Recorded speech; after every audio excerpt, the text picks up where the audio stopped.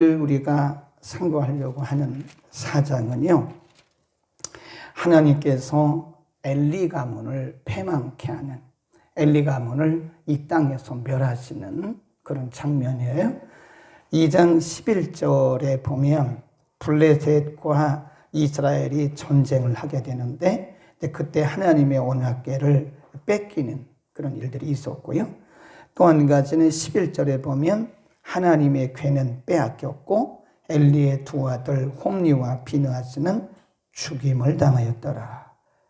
전사한 겁니다. 이 블레셋과의 전쟁에서 엘리의 두 아들 홈리와 비느하스가 같은 날, 같은 전쟁에서 죽임을 당했어요. 그리고 오늘 읽은 본문에 보면 이제 하나님의 궤가 뺏겼잖아요. 하나님의 궤가 뺏겼다는 것은 이스라엘 백성들이 완벽하게 패전했다. 전쟁에서 졌다. 그런 의미죠. 그리고 홈리와 비느하스가 죽었잖아요. 이 소식을 어떤 사람이 12절에 보면 어떤 베냐민 사람이 빨리 그 진에서 나와서 엘리에게 가요. 그리고 엘리에게 말하기를 우리가 블레셋과의 전쟁에서 하나님의 궤가 뺏겼습니다. 우리는 완벽하게 졌습니다. 그리고 당신의 두 아들 홈리와 비느하스도 그 전쟁에서 죽었습니다. 라고 전달을 해주는 거예요. 그 전갈 소식을 들을 때가 15절에 보면 엘리의 나이가 98세라 그랬습니다. 눈이 어둡고 잘 볼 수가 없었다 그랬어요. 그 소식을 듣고 18절 보세요. 하나님의 궤를 아들이 죽고 하나님의 궤가 뺏겼다. 그 소식을 듣고 18절 하나님의 궤를 말할 때에 엘리가 자기 의자에서 자빠져 문 곁에서 목이 부러져 죽었다. 그랬습니다. 사사가 된 지 40년 만에, 그러니까 48의 사사, 제사장이죠. 제사장 겸 사사인데 48의 제사장 겸 사사가 됐다가 40년 동안 제사장으로 사사로 활동하다가 98세에 자연사한 게 아닙니다. 하나님의 언약궤가 빼앗겼습니다. 하나님의 언약궤 뺏겼습니다. 당신의 두 아들 홈리, 비느하스 죽었습니다. 이 충격을 받고 의자에서 넘어졌는데 목이 부러지자마자 바로 그냥 사망한 거예요. 이거 자연사 아닙니다. 자연사 아니고요. 어쨌든 이것은 하나님이 치신 거로 보는 거예요. 두 아들도 블레셋과의 전쟁에서 하나님의 치심을 받고 동시에 다 죽어버렸어요. 전사를 했어요. 그거 끝난 게 아니에요. 거기 보세요. 19절에 보면 그의 며느리 비느하스의 아내가 잉태하였었는데 산기가 가까웠더니 하나님의 궤 빼앗긴 것과 그 시아버지와 남편의 죽은 소문을 듣고 갑자기 아파서 몸을 굽으려 해산하고 뭐 한다고 그래요? 죽어갈 때 죽은 거예요. 아이도 죽었을지도 몰라요. 그러니까 이게 제때에 아이를 출산을 해야 되는데 그 충격적인 소식을 듣고는 조산을 한 거예요. 그리고 본인도 죽었을 가능성이 있고 죽어갔다고 그랬으니까 죽었을 것이고 그 난 아이도 죽었을 거예요. 그래서 죽기 전에 그 비느하스의 아내가 그 아이 이름을 뭐라 그랬냐? 21절에 보면 이가봇, 거기다 줄거놓으세요. 이가봇이란 말은 하나님의 영광이 떠났다. 그런 얘기입니다. 이렇게 해서 엘리 가문은 완전히 망했습니다. 본인 죽었죠? 40년 만에. 자연사가 아닙니다. 자연사는 하나님의 정하신 기한까지 사는 게 자연사예요. 그러니까 하나님이 정하신 수명까지 못 살고 충격받아 죽은 거예요. 홈리와 비느하스는 블레셋과의 전쟁에 나갔다가 거기서 전사했어요. 하나님 치신 거죠. 그리고 며느리는 애 낳다가 충격적인 소식을 듣고 조산하면서 본인도 죽고 아이도 죽었을 가능성이 크죠. 성경의 기록이 없으니까. 그리고 이가봇, 그 며느리가 그 아이 이름을 이가봇. 이가봇이란 말은 하나님의 영광이 우리 가문에서 떠났다. 그래, 참 비참한 거죠. 네. 자, 그러면 이 사장에서 엘리 가문이 다 이렇게 패망을 하는 과정을 기록했는데 이게 우연이냐? 절대 우연이 아니고요. 2장 한번 가보세요. 하나님이 이미 2장에서 경고를 하셨어요. 2장 17절, 2장 27 봅니다. 27, 17절은 조금 이따 읽고요. 2장 27. 하나님의 사람이 엘리에게 와서 그에게 이르되 여호와의 말씀에 너희 조상의 집이 애굽에서 바로의 집에 속하였을 때에 내가 그들에게 나타나지 아니하였느냐. 쭉 내려가다가 29절. 너희는 어찌하여 내가 나의 처소에서 명한 나의 재물과 예물을 밟고 내 아들들을 나보다 더 중히 여겨 내 백성 이스라엘에 드리는 가장 좋은 것으로 스스로 살찌게 하였느냐. 그러므로 이스라엘 하나님 나 여호와가 말하노라. 내가 전에 내 집과 내 조상의 집이 내 앞에서 영영히 행하리라 하였으나 이제 나 여호와가 말하노니 결단코 이렇게 하지 아니하리라. 30일. 보라, 내가 내 팔과 내 조상의 지팔을 끊어 내 집에 노인이 하나도 없게 하는 날이 이를 것이다. 34. 내 두 아들 홈리와 비느하스가 한날에 죽으리니 그들의 당한 그 일이 내게 표징이 되리라. 그렇죠? 하나님 경고하셨어요. 하나님이 한 사람, 무명의 하나님의 사람을 엘리에게 보내서 지나온 얘기를 쭉 하시는 거예요. 내가 너희 조상 때부터 너희 조상들이 애굽에서 노예로 살 때 내가 너희에게 은혜를 베풀어서 너희를 애굽에서 이끌어냈고 또 내 가문에 내가 복을 주어서 너를 사사로 삼고 너를 제사장으로 삼았는데 너는 어찌해서 내 아들들을 나보다 더 사랑해서 그렇게 죄를 자초하되 금하지 아니하고 하나님의 제사를 멸시했느냐. 내가 내 가문을 끌어버리겠다. 내가 원래는 그 말씀이에요. 내가 원래는 내 가정에서 영영이 하나님의 사람이 나오겠다고 하였지만 그러나 내가 뜻을 받고 너희 가문을 끊어버리겠다. 이게 하나님의 계획도요. 중간에 변하더라고요. 우리가 어떻게 살아가느냐에 따라서 하나님의 그 계획이 그대로 가는 경우도 있고요. 하나님이 그 계획을 확 바꾸세요. 엘리 가문을 보면 그래요. 우리가 수백 번 말씀드려도 부족하지 않은 말씀이 뭐냐? 하나님의 말씀을 무시하지 말라는 거예요. 하나님의 말씀은 하나님이세요. 하나님. 하나님의 말씀을 무시하거나 멸시하면요. 죽어요. 틀림없이 하나님이 기뻐하지 않으세요. 그러니까 가장 복된 사람이 누구냐? 하나님의 말씀을 잘 듣고 그대로 순종하는 겁니다. 하나님의 말씀대로 사는 거예요. 하나님이 우리에게 징계를 하시기 전에 반드시 뭐 하신다고 그랬어요? 경고하십니다. 하나님이 우리에게 복을 주실 때도요, 예조가 와요. 어느 날 갑자기 복이 온 게 아니에요. 하나님이 우리에게 복을 주실 때도 미리 어떤 증거들이, 미리 예조들이 보입니다. 하나님이 복을 주시려는구나.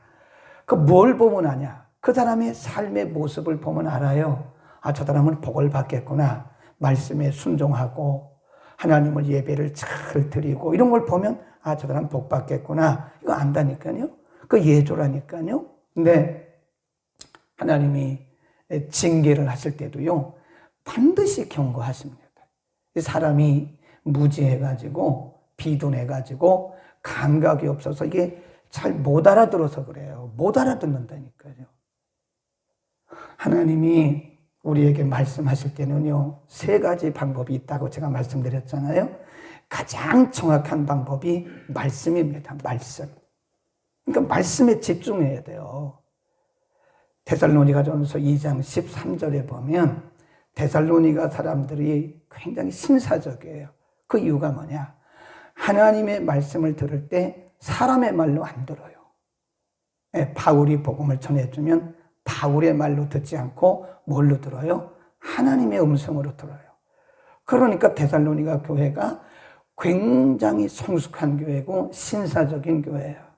만일 하나님이 말씀을 이렇게 주의 종을 통해서 주셨는데 그거 무시하면요 큰일 납니다. 그러니까 하나님 우리에게 말씀하신 방편이 가장 먼저 주시는 게 말씀입니다. 그러니까 말씀에 집중해야 돼요.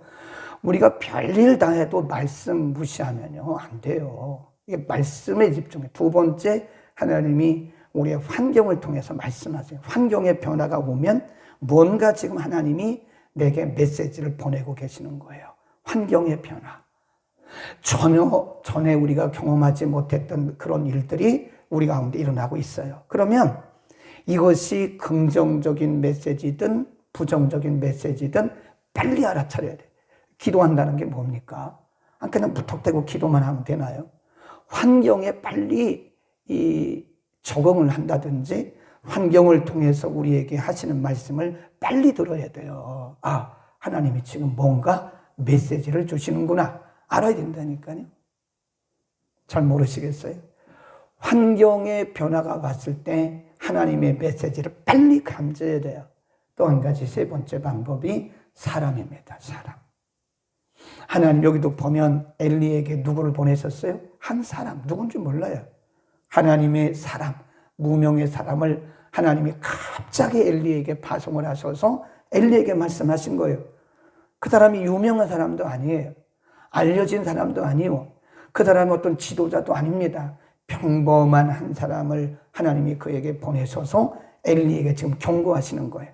당신의 아들들이 제사를 무시하고 멸시하고 내 이름을 멸시하고 내 영광을 짓밟았기 때문에 하나님이 말씀하시는데 이렇게 당신의 가문을 다 패망한다고 합니다. 그때 알아들었어야 돼요. 사실은 그때에 엘리가 알아들었으면 본인도 자기 수명까지 살았고요. 이렇게 비참하게 안 죽고 두 아들 홈리와 비느하스도 그렇게 비참하게 죽지는 않았을 거란 말이에요. 아버지의 제사장을 이어받았겠죠. 무시한 거예요. 말씀을 통해서, 환경을 통해서, 그리고 사람을 통해서. 근데 이게 저도요 제 경험으로 봐서 이 사람을 통해서 주시는 음성 듣기가 어렵더라고요. 저도 지나고 나면 저게 하나님의 음성이었구나. 그러니까 지나고 나서 하는 거예요. 지나고 나서. 그때는 좀 기분 나쁠 수 있어요. 들을 때는. 왜 저러지? 근데 지나고 나면 그게 하나님의 음성이었더라고요. 그래서 참 우리가 하나님의 사람을 통해서 주시는 하나님의 음성을 듣기라는 게 쉽지가 않습니다. 왜냐하면 우리 마음이 정말 낮아져야 돼요. 어린아이가 하는 말도 알아들을 수 있어야 되는데 우리는 유명한 사람의 말만 듣거든요. 안 그래요. 하나님은 유명한 사람을 통해서만 말씀하지 않아요. 평범하고 어떤 때는 평범 이하의 아니면 나하고 상관없는 사람 아니면 나를 막 그냥 아프게 하는 것처럼 들리는 그런 말 속에도 하나님의 메시지가 있어요. 아멘. 아멘 하기 쉽지 않아, 이 말은. 왜냐하면 나를 찌르는 말이니까. 왜 그렇게 하냐고 나를 찌르는 말 속에 우리가 그것이 하나님의 음성이라고 듣는 것이 제 경험상도 참 쉽지는 않더라. 그러나 시간이 지나고 나서 많이 느끼는 것 중에 하나가 그게 하나님의 음성이었구나 라는 것을 우리는 무지에서 지나고 나서야 듣는 거예요. 그러니까 우리가 이렇게 목사님이 강단에서 말씀 전할 때 사람의 말로 듣지 마세요. 그러니까 매번 여러분 예배 드릴 때 말씀 드릴 때 다 내게 주신 말씀이라고 들으면 틀림없습니다. 그러면 은혜가 돼요. 근데 우리는 다 뻔해. 저건 내 아내에게 합당한 말씀이구나. 저건 내 남편이 들어야 되는데 오늘따라 남편이 안 한. 저건 우리 아들에게 해당. 저건 김 집사에게 해당되는 거야. 다 보내고 나서 자기에게 들릴 말씀은 하나도 없어. 그러면요 세상에서 가장 불행한 사람입니다. 자기는 들은 말씀이다 라고 들어야지 그걸 사람의 말로 알아듣고 그러면 돌짝밭이다 생각하면 됩니다. 마음밭부터 빨리 갈아엎지 않으면 엘리처럼 될 가능성도 커요. 큰일 납니다. 또 한 가지 2장 17절에 보면 하나님이 엘리의 가문을 패망한 것 중에 하나가, 멸하신 이유 중에 하나가 뭐냐? 가장 중요한 이유 중에 하나입니다. 17절 시작. 금은 그들이 여호와의 제사를 뭐 했다고 그래요? 멸시했다. 제사가 뭐예요? 예배. 오늘날로 말하면 거기 보면요, 2장에 쭉 보면, 그리고 1장 19절 이하에도 보면 이 엘리 제사장의 아들들 홈니와 비느하스가 어떻게 한지 우리가 공부했잖아요. 사람들이 재물을 가져오잖아요. 그러면 그 홈니와 비느하스도 제사장이니까 어쨌든 오늘날로 말하면 부사역자예요. 부사역자. 담임은 엘리고 엘리 아들 홈니 비느하스는 부사역자예요. 그 부사역자가 저기 성전 입구에 앉았다가 사람들이 재물을 가져오잖아요. 그러면요, 갈고리를 가지고 푹 찔러봐. 그래가지고 이거 먹을 만하다 그러면 그걸 달라 그러면 하나님 앞에 드리지도 않았어요, 아직 그 재물을. 근데 그거를 가져오라는 거예요. 안 가져오면 소리를 질러대면서 빨리 가져오라고 이랬더니 그 내용이 나와요. 그래, 그걸 뭐라고 그랬어요? 제사를 멸시했다. 하나님이 엘리의 두 아들 홈리와 비느하스를 이 블레셋과 이 전쟁에서 당일에 한 번에 이들을 하나님이 처리하셨어요. 이 사람 생명 별거 아닙니다. 하나님이 처리하시면 단순간에 가요. 아무것도 아니에요, 사람. 하나님이 살게 하시니까 살아있는 거지, 하나님이 그냥 이렇게 하면 그냥 가는 겁니다. 아무것도 아니에요. 하나님의 손에 달렸어요. 왜? 제사를 멸시한 거예요, 제사를. 오늘날로 말하면 예배를 멸시한 겁니다. 제가 얘기했잖아요. 예배를 함부로 하지 말라고요. 네. 사도 바울이 고린도전서 2장에 보면요, 고린도 교회 성도들에게 뭐라고 그랬냐면, 내가 너희에게 나갈 때마다 두렵고 떨었다 그랬어요. 사도 바울이 평생을 복음 전한 사람이 복음 전할 때 두렵고 떨리는 마음으로 복음 전했다니까요. 저도 마찬가지예요. 이 강단에 서는 것이 두렵고 떨리는 마음으로 서는 거예요. 여기가 농담하는 데 아니거든요. 익숙한 사람입니다. 오늘 엘리의 가문을 보면서 예배를 멸시한, 하나님의 제사를 멸시한 자들의 미래, 결말을 우리에게 가르쳐 주셨습니다. 기도하겠습니다. 걸어가신 우리 아버지, 오늘 하나님의 한때는 이스라엘 백성들의 사사로, 그리고 제사장으로 특별히 세우셔서 하나님의 거룩한 일을 맡기셨던 엘리와 그 가문의 두 아들 홈니와 비느하스, 우리가 잠시 상고했습니다. 하나님, 그들을 특별히 사랑하셔서 귀한 직분 맡겨주셨는데 하나님의 제사를 멸시하고, 하나님이 그렇게도 그들을 생각하셔서 미리 경고하셨음에도 불구하고 하나님의 경고를 무시하고 하나님의 제사를 멸시한 이후에 이렇게 하나님이 경고하신 대로 그들의 가문을 멸하실 모습을 상고했습니다. 하나님, 특별히 이가봇이라고 말할 만큼 하나님의 영광이 그들의 가문에서 떠났다고 말씀하셨습니다. 우리를 사랑하시고 구원하신 주님, 우리에게 구원의 은혜를 주신 것만도 감사한데 이런저런 모양으로 우리에게 사역을 맡겨주시고 또 우리를 예배자로 삼으시니 하나님 감사합니다. 과거는 어떠했든지 간에 오늘부터 이후부터는 예배를 생명으로 알게 하시고 예배를 거룩하게 하시고 하나님을 예배하는 것을 우리가 소홀히 경멸히 하지 않도록 우리의 평생에 우리의 자손 대대까지 예배를 통한 은혜를 베풀어 주옵소서. 예배를 소홀히 여기다가 예배를 경멸히 여기다가 하나님의 진노를 받는 하나님의 징계를 받는 자가 우리를 가운데 한 사람도 없도록 하나님이여 축복하여 주옵소서. 깨달은 말씀 잘 박힌 못처럼 우리의 신비에 잘 새겨지게 하시고 평생에 거룩한 예배, 경건한 예배, 하나님이 기뻐하시는 예배 드리는 거룩한 예배자들 되게 하여 주옵소서. 예수 그리스도의 이름으로 기도드립니다. 아멘.